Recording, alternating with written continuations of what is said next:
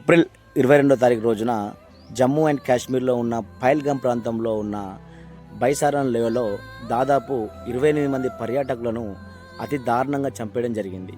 ఈ యొక్క ఉగ్రవాదానికి పాల్పడిన వాళ్ళు ఎవరంటే పాకిస్తాన్కు చెందిన లష్కర్ ఎ తోయబా అనే కంపెనీ, టీఆర్ఎఫ్ అనే కంపెనీ ద్వారా అనుసంధానం చేస్తూ ఈ యొక్క ఘాతకానికి పాల్పడడం జరిగింది.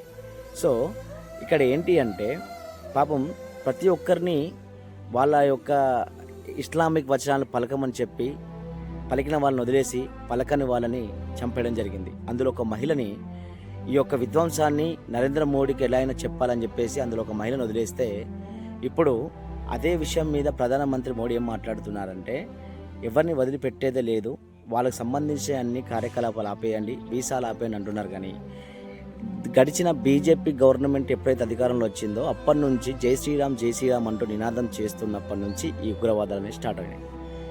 మీరేమంటారు నాకు కామెంట్ చేసి చెప్పండి.